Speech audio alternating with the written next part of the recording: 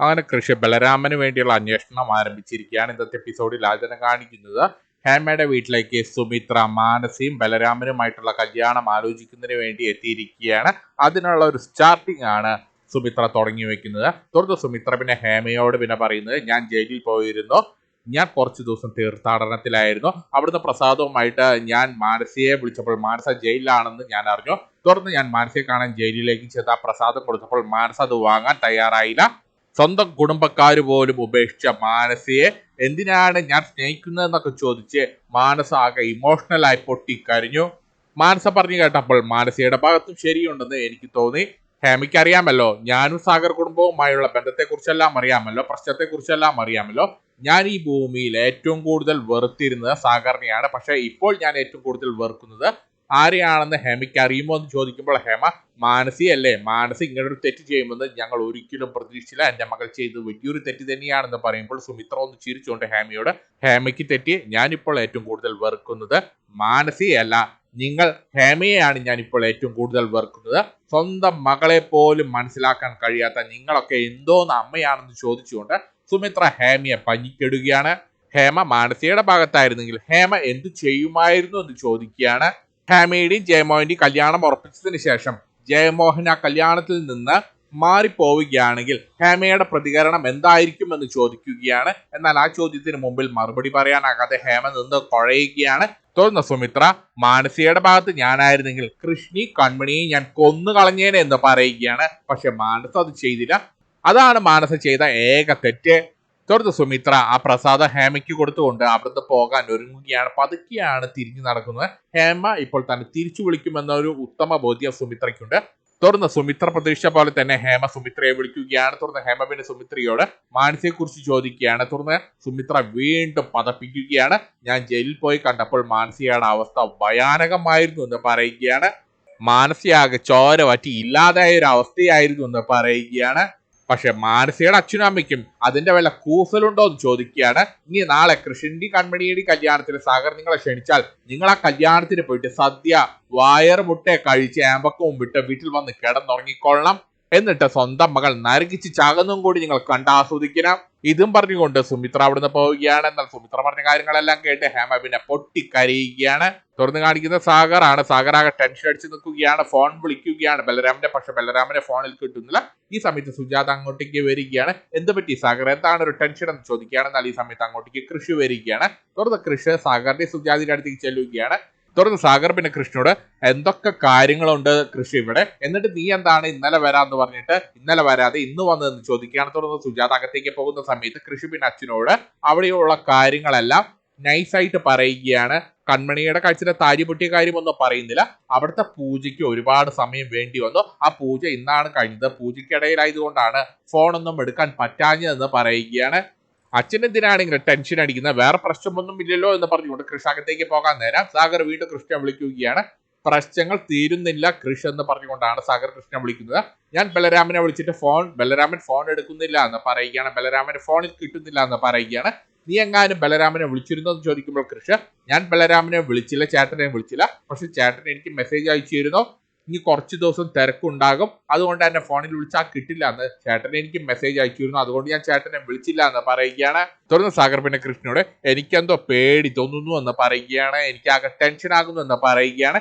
എന്നാൽ അത് കേട്ട് കൃഷ്, അതൊക്കെ അച്ഛന്റെ വെറും തോന്നലാണെന്ന് പറയുകയാണ്. തുടർന്ന് സാഗർ, അല്ലട കൃഷ്, തോന്നലല്ല, ബലരാമന് നമ്മളറിയാതെ മറ്റൊരു മുഖമുണ്ടെന്ന് പറയുകയാണ്. ബലരാമന്റെ പാസ്റ്റിനെ കുറിച്ച് പറയുകയാണ്. ബലരാമന് ഡ്രഗ് കണക്ഷനെ കുറിച്ചുള്ള കാര്യങ്ങളല്ല സാഗർ കൃഷ്ണനോട് പറയുമ്പോൾ അച്ഛൻ അത് ഓർത്തൊന്നും പേടിക്കേണ്ട, ചേട്ടൻ ഈ കാര്യങ്ങളൊക്കെ എന്നോട് പറഞ്ഞിട്ടുള്ളത് തന്നെയാണ്, അതൊക്കെ പണ്ടത്തെ കാര്യമല്ല അച്ഛാ, അതൊക്കെ എന്തിനാണ് വീണ്ടും എടുത്തിടുന്നതെന്ന് ചോദിക്കുകയാണ്. എന്നാൽ അത് കേട്ട് സാഗർ വീണ്ടും കൃഷ്ണനോട്, ശരിയാണ്, അതൊക്കെ പണ്ടത്തെ കാര്യം തന്നെയാണ്, പക്ഷെ ബലരാമനെ ഇപ്പോഴും ആ ഡ്രഗ് മാഫിയ പിന്തുടരുന്നുണ്ട്, അവര് ബലരാമന്റെ ജീവൻ ആപത്തായിട്ട് ഇപ്പോഴും പുറകെയുണ്ടെന്ന് പറയുകയാണ്. എന്നാൽ ഇതും കേട്ടുകൊണ്ട് അങ്ങോട്ടേക്ക് സുജാത വരികയാണ്. തുടർന്ന് സുജാത പിന്നെ സാഗറിന്റെ അടുത്തേക്ക്, സാഗർ എന്താണ് എന്നിൽ നിന്ന് ഒളിപ്പിക്കുന്നതെന്ന് ചോദിക്കുകയാണ്.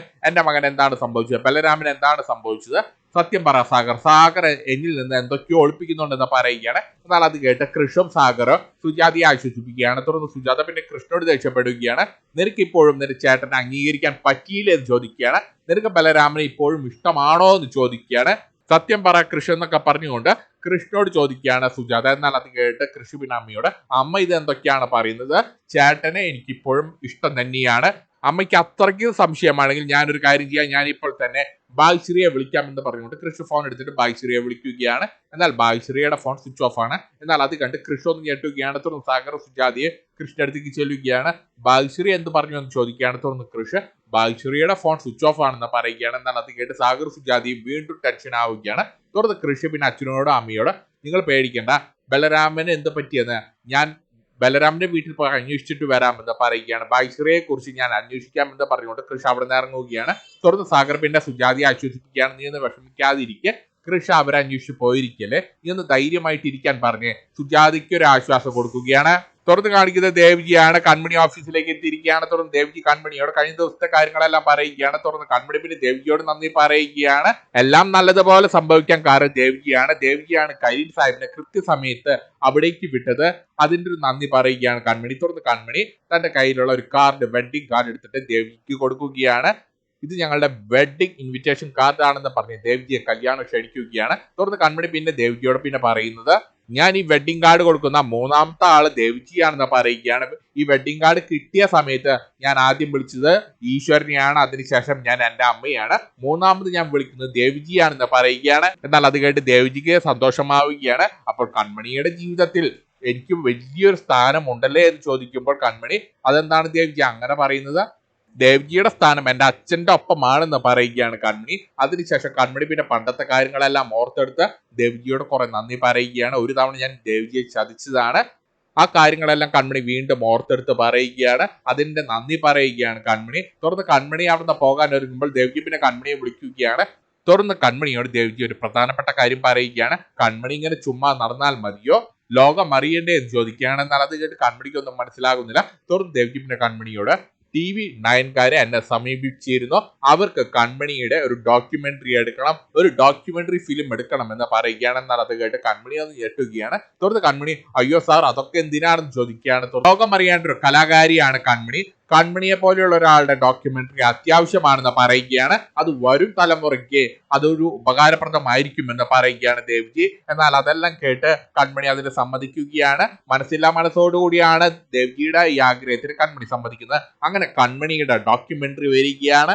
തുടർന്ന് കാണിക്കുന്ന കൃഷാണ്. കൃഷ ബലരാമന്റെ വീട്ടിലേക്ക് ചെന്നെത്തിയിരിക്കുകയാണ്. തുടർന്ന് വീട്ടിലെത്തിയ ശേഷം ബലരാമന്റെ വീടിന്റെ കോളിംഗ് ബെൽ അടിക്കുകയാണ്. ഭാഗ്യശ്രീയെ വിളിക്കുകയാണ്. പക്ഷെ ആരും തന്നെ വാതിൽ തുറക്കുന്നില്ല. തുടർന്ന് കുറച്ചു നേരം കൃഷ അവിടെ തന്നെ നിൽക്കുകയാണ്. പക്ഷെ ആരും തിരിഞ്ഞു നോക്കുന്നില്ല. തുടർന്ന് കൃഷിന് എന്തൊക്കെയോ സംശയങ്ങൾ വരികയാണ്. തുടർന്ന് കൃഷ ആ വീട്ടിൽ നിന്ന് ഇറങ്ങി കാറിൽ കയറാൻ നേരം ആ വീട്ടിലേക്ക് മറ്റൊരു കാറ് വരികയാണ്. സുമിത്രയുടെ കാറാണ് വരുന്നത്. തുടർന്ന് സുമിത്ര കാർ ഇറങ്ങി നോക്കുമ്പോൾ കൃഷ്ണ കാണുകയാണ്. ഇത് കൃഷിയല്ല, ഇവൻ എന്തിനാണ് ഇങ്ങോട്ട് വന്നിരിക്കുന്നത്? ചെറിയൊരു ടെൻഷനോടുകൂടി അത് പുറത്ത് കാണിക്കാതെ സുമിത്ര നേരെ കൃഷ്ണന്റെ അടുത്തേക്ക് ചെല്ലുകയാണ്. നീ കൃഷിയല്ലേ, എന്താണ് ഇവിടെ എന്ന് ചോദിക്കുകയാണ്. തുടർന്ന് കൃഷി പിന്നെ സുമിത്രയോട്, ബലരാമനെ അന്വേഷിച്ച് ഞാൻ വന്നതാണ്, ഞാൻ ചേട്ടനെ വിളിച്ചിട്ട് ഫോൺ എടുക്കുന്നില്ല, ചേട്ടൻ എവിടെയാണെന്ന് ചോദിക്കുകയാണ്.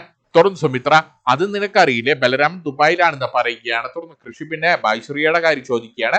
ഞാൻ ഭാഗ്യശ്രീയെ വിളിച്ചിരുന്നു. എന്നാൽ അത് കേട്ട് സുമിത്ര, നീ എന്തിനാണ് ഭാഗ്യശ്രീയെ വിളിച്ചതെന്ന് ചോദിക്കുകയാണ്. കേസിന്റെ വല്ല കാര്യത്തിനാണെന്ന് ചോദിക്കുമ്പോൾ കൃഷി, അല്ല, ഞാൻ ബലരാമനെ വിളിച്ചിട്ട് കിട്ടിയില്ല, അതുകൊണ്ടാണ് ഞാൻ ഭാഗ്യശ്രീയെ വിളിച്ചതെന്ന് പറയുകയാണ്. എന്നാൽ അത് കേട്ട് സുമിത്ര ആദ്യം ഒന്ന് പതറുകയാണ്. തുടർന്ന് സുമിത്ര തന്റെ ആത്മവിശ്വാസം വീണ്ടെടുത്ത് കൃഷ്ണന്റെ മുഖത്ത് നോക്കിയൊരു കള്ളം പറയുകയാണ്. ഭാഗ്യശ്രീയും ബലരാമന്റെ കൂടെ ദുബായിലേക്ക് പോയിരിക്കുകയാണെന്ന് പറയുകയാണ്. കാരണം ദുബായിലെ കമ്പനിയുടെ ഒരു ഡയറക്ടറും കൂടിയാണ് ഭാഗ്യശ്രീ. അവിടെ എന്തൊക്കെയോ മീറ്റിങ്ങുകളുണ്ട്, അതുകൊണ്ട് അതിൽ പങ്കെടുക്കുന്നതിന് വേണ്ടി ബലരാമന്റെ കൂടെ ഭാഗ്യശ്രീ പോയിരിക്കുകയാണെന്ന് പറയുകയാണ്. എന്നാൽ അത് കേട്ട് കൃഷ്ണത ഒട്ടും തന്നെ വിശ്വാസമാകുന്നില്ല.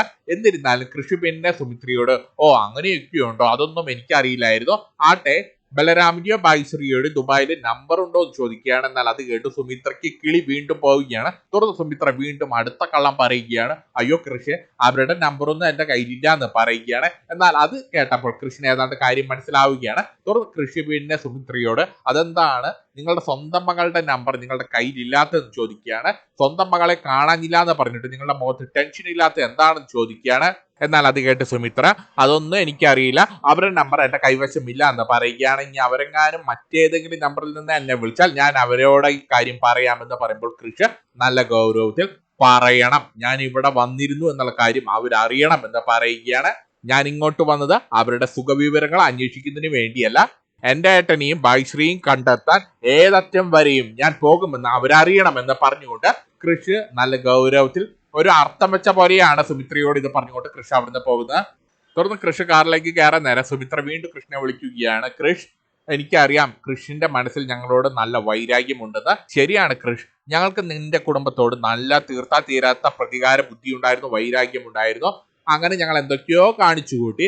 അങ്ങനെ ഞങ്ങൾ ജയിലിനകത്തായി. അവിടെ വെച്ച് ഞങ്ങൾക്കൊരു ഉൾവിളിയുണ്ടായി, തിരിച്ചറിവ് കിട്ടി എന്ന് പറയുകയാണ്. അതുകൊണ്ട് നിങ്ങൾ ഇങ്ങനെ എല്ലാ കാര്യങ്ങളും മറക്കണം, പഴയതൊക്കെ മറക്കണം എന്ന് പറയുകയാണ്. എന്നാൽ അത് കേട്ട് കൃഷ് ഒരാക്കിയ പോലെ ഒരു ചിരി ചിരിച്ചുകൊണ്ട് ആ കാറിലേക്ക് നല്ല ഗൗരവത്തിൽ കയറി ആ കാർ എടുത്ത് അവിടുന്ന് പോവുകയാണ്. തുടർന്ന് കൃഷ് അവിടെ നിന്ന് പോയ ശേഷം സുമിത്ര വീണ്ടും തന്റെ പതിവ് പഞ്ച് ഡയലോഗ് ആരംഭിച്ചിരിക്കുകയാണ്. ഞാൻ തുടങ്ങിയിട്ടേ ഉള്ളൂ കൃഷ്, നിന്റെ കുടുംബത്തിൽ ഞാൻ ഒന്നൊന്നായി ഇല്ലാതാക്കുമെന്ന് മനസ്സിൽ പറയുകയാണ് സുമിത്ര. അങ്ങനെ കൃഷിന്റെ കുടുംബത്തിനോടുള്ള പ്രതികാരം തുടങ്ങിയിട്ടേയുള്ളൂ എന്ന് പറയുകയാണ് സുമിത്ര. അപ്പൊ കഴിഞ്ഞ ഒരു വർഷം കാണിച്ചു കൂട്ടിയത് എന്താണെന്ന് അറിയില്ല. ഇതും കാണിച്ചുകൊണ്ടാണ് ഇന്നത്തെ എപ്പിസോഡ് തീരുന്നത്.